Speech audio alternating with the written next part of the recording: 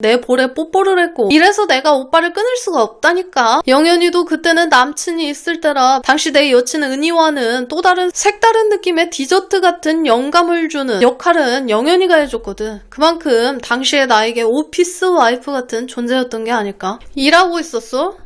잊은 줄 알았는데 톡을 보냈더니 2, 3분 뒤에 답이 오는 거야.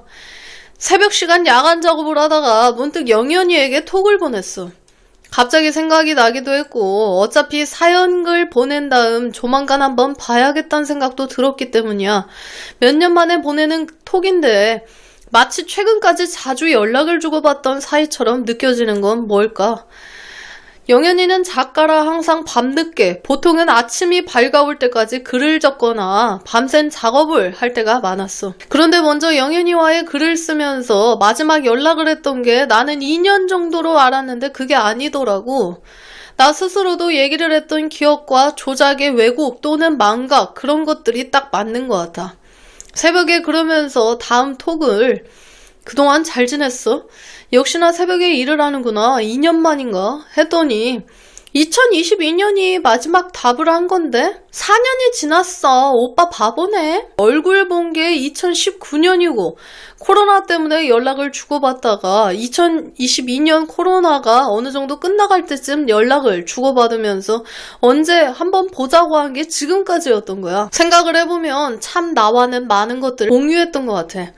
당시 내가 사귀던 공무원 여친과의 헤어진 일들과 영현이가 당시 사귀던 남친과의 이별, 인경이와 결혼할 때도 영현이는 걱정을 많이 했는데 당시 영현이는 오빠랑 안 맞는 것 같다고 얘기하는 거야. 시계를 뒤로 돌려 영현이와 내가 함께 있었던 노량진 모텔로 돌아가 보면 술을 많이 마셨던 영현이를 모텔에 눕혀놓고 간단하게 겉옷을 벗게 해서 정리해놓고 이불을 덮어준 다음 한참을 얼굴을 보다가 가볍게 볼에 키스를 한 다음 돌아서 일어날 때쯤 취해서 자는 줄만 알았던 영현이가 내 손을 잡으며 같이 있으면 안 돼?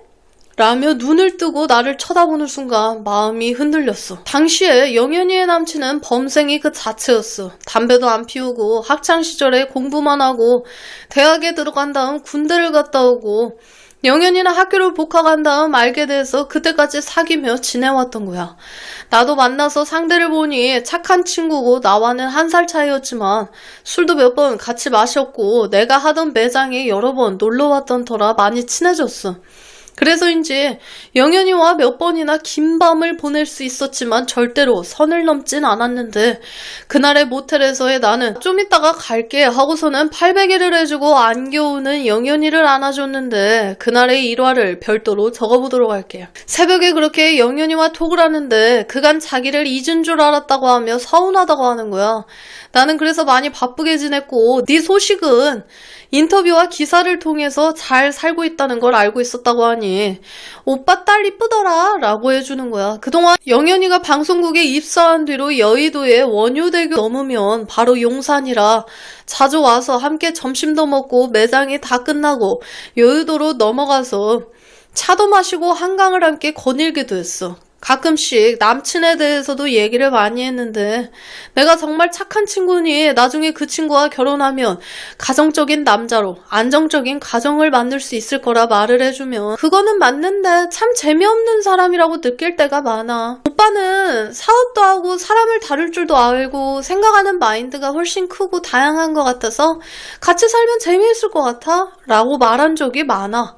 한 번은 영현이가 담당하는 프로그램 중 라디오 프로가 있었는데 보통 방송 인터뷰는 사전 인터뷰를 하고 편집자가 편집 후 방송에 내보내는 경우가 많고 생방송 인터뷰인 경우에 우리가 방송에서 모르지만 리포터가 하고 몇 분 후 진행자가 소개를 하며 별도 송출을 하는 경우도 있고 방송을 하면서 가장 어려운 것은 생방송으로 인터뷰나 영상 촬영을 하며 직접 송출을 하는 게 기술적으로나 진행적으로나 어려운 점이 있으면서 흔히 말하는 방송 사고는 그럴 때 많이 나오지. 그날은 영현이가 컴퓨터 상품별 구매 포인트와 주안점 등에 대한 전문가 인터뷰가 필요한데 해주겠냐고 해서 알았다고 했지.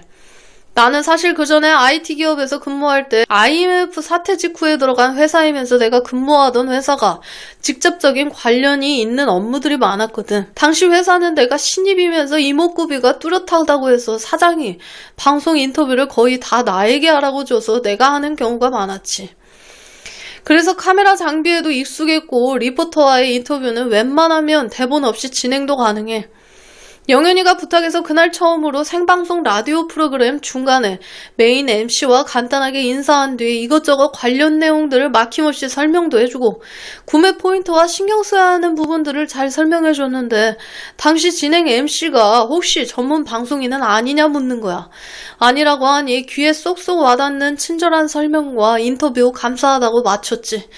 방송이 다 끝나고 영현이가 전화를 해서 메인 작가가 어디서 그런 사람 섭외해왔냐고 하며 칭찬을 많이 해줬다고 하며 고맙다고 하는데 그 뒤로 평균 한 달 서너 번은 방송에 나갔던 것 같아. 영현이는 가끔 일이 끝나면 내 매장에 와서 마치 나의 직원처럼 익숙하게 커피도 마시고 앉아서 놀다가 끝나면 직원들과 함께 술도 자주 마시는 편이었어.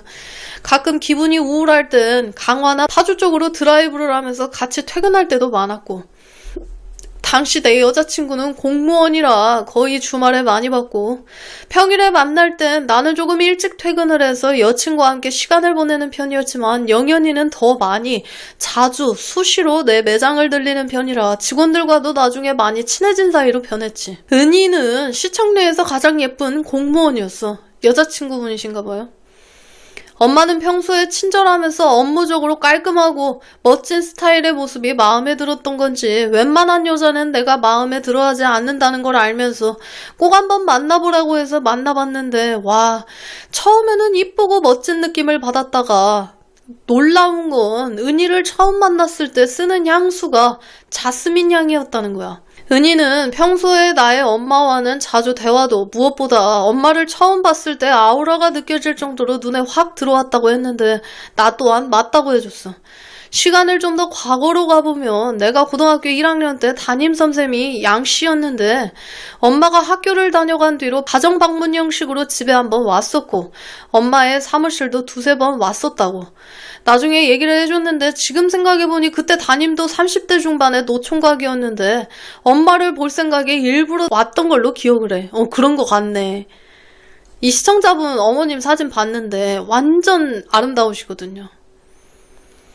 그때 엄마가 너네 선생은 생각보다 자주 오는데 한 번은 법률적으로 서류 작성이 필요한 것도 있어서 법무사 일을 하던 엄마에게 도움을 받으러 왔다고 하는 거야.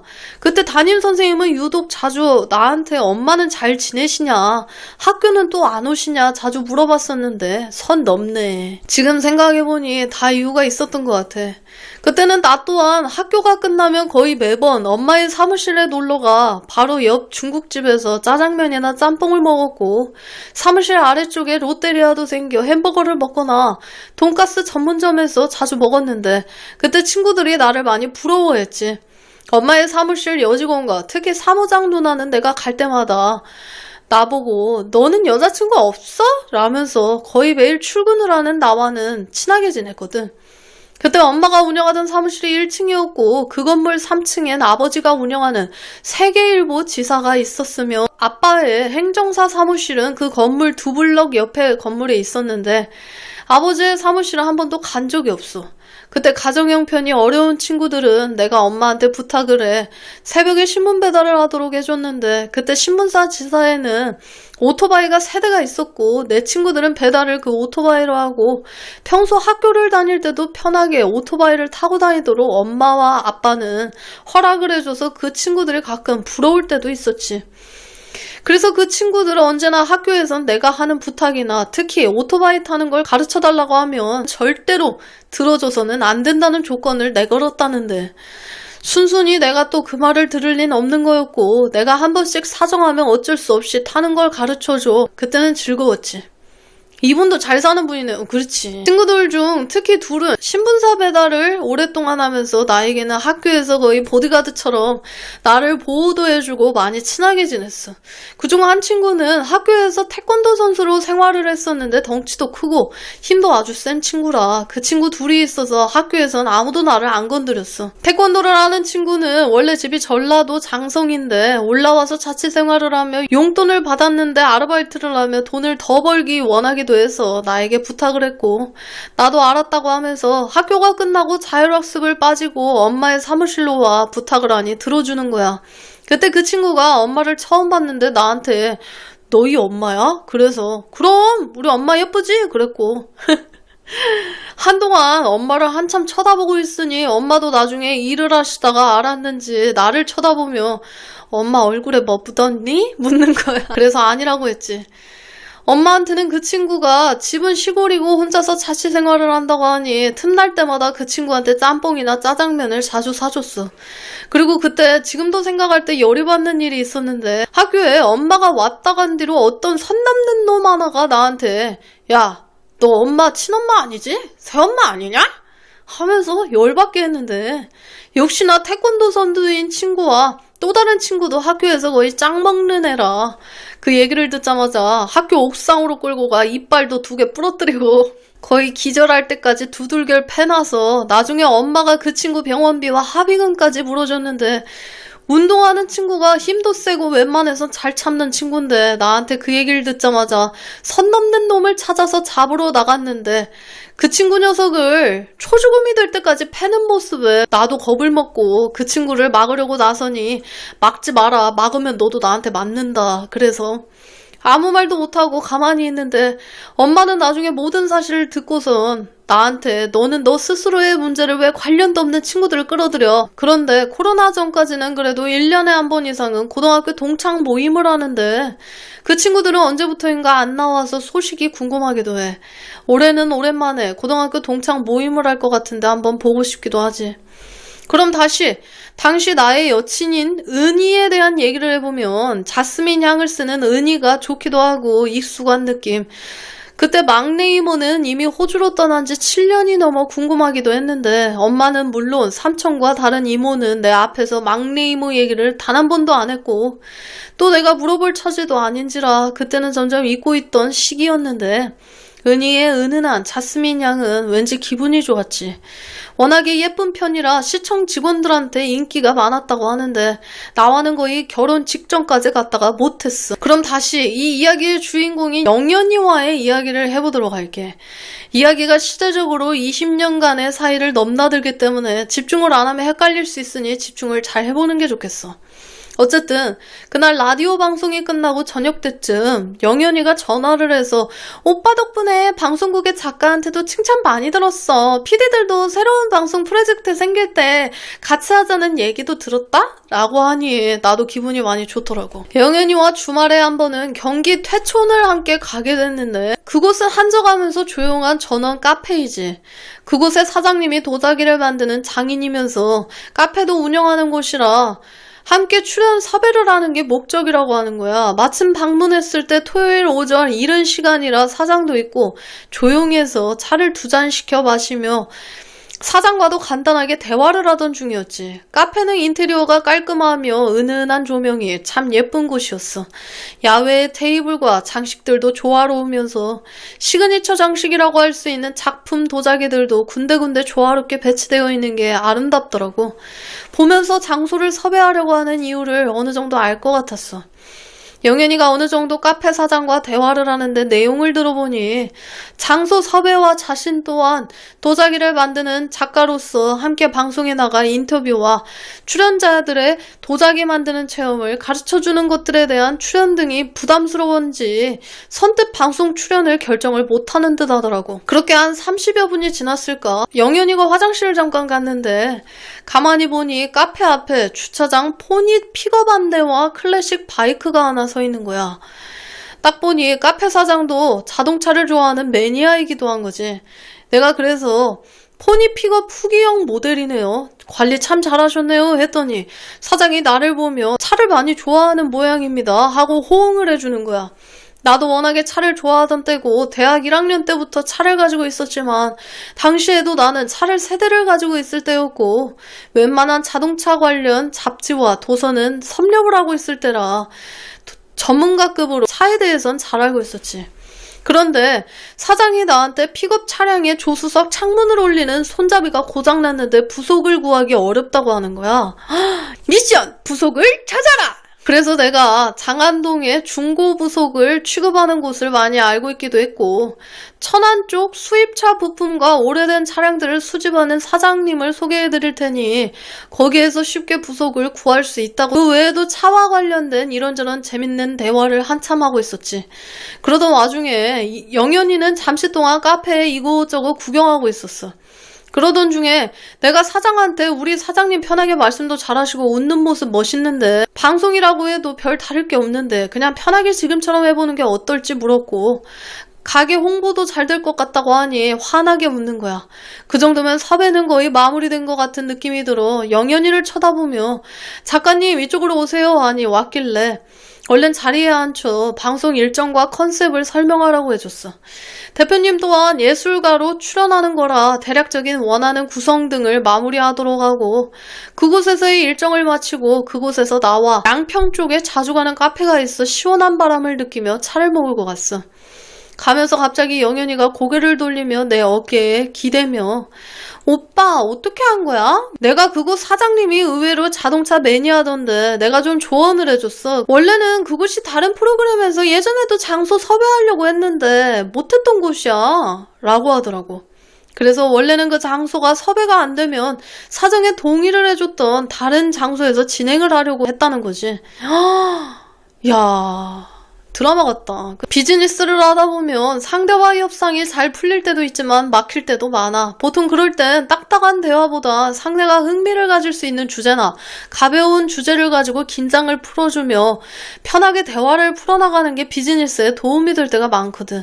이런 점은 지금 현재 금융 관련 컨설팅을 해주거나 복잡한 자금 운용에 대한 조언을 함에 있어 상당히 부담스러운 자리임에도 대화를 부드럽게 풀어가며 가벼우면서 상대와 내가 같은 주제를 공유한다는 유대감을 가질 때 고객의 신뢰도는 그만큼 올라가는 거야. 양평을 가며 영현이가 마치 학기 말고사 끝날 때처럼 기분이 좋다며 가볍게 내 볼에 뽀뽀를 했고 이래서 내가 오빠를 끊을 수가 없다니까. 영현이도 그때는 남친이 있을 때라 평일에는 자주 놀러오지만 주말에 만나는 건 가끔씩이었어.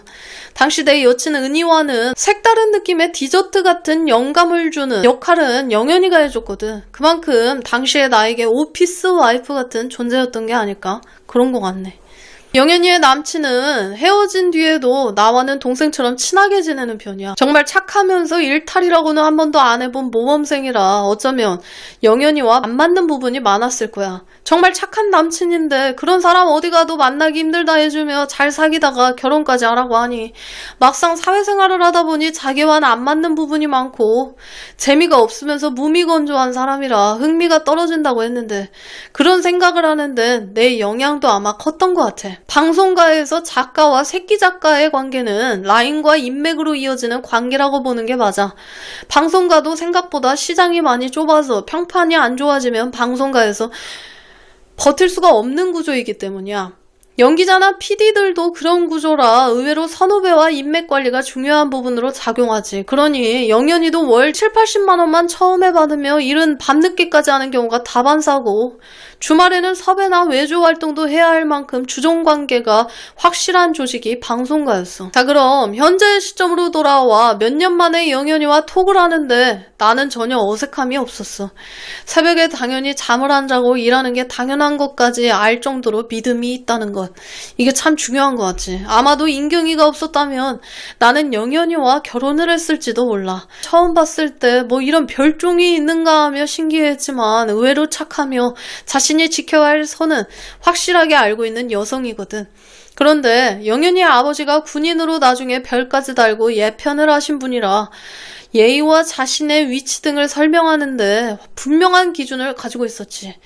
영현이가 톡을 하며 전화를 걸겠다고 하는 거 좀 어색할 수 있으니 오늘은 톡을 하자고 하며 아침이 밝아올 때까지 톡을 주고받았는데 그 옛날 헤어진 남친 얘기를 했지. 헤어진 걸 후회를 안 하냐 물어보니 중간에 내가 없었다면 아마도 결혼까지 하지 않았을까 하며 추억을 회상해봤다는데 결론적으로 후회가 없다고 하면서 아마도 그 친구와 결혼을 했다면 자신의 작가로서의 인생은 일찍 끝나지 않았을까 예상을 해주는 거야. 그리고 인터뷰 영상을 찾아봤는데 내가 여전히 귀엽고 예쁘다고 했더니 이제 자신의 나이가 몇 개인데 놀리냐고 해서 아니라고 해줬어. 그리고 너는 여전히 매력이 있다고 해주니 언제 한번 놀러 올 거냐고 해서 5월 이후에 시간이 많이 남을 것 같으니 꼭 보러 가겠다고 했는데 이번에는 꼭 가야겠어. 오늘은 여기까지 하도록 할게. 여러분들의 소중한 시청자 사연을 받고 있습니다. 살아오신 인생 이야기나 연애, 결혼에 대한 이야기를 아래 이메일 주소로 보내주시면 감사드리겠습니다.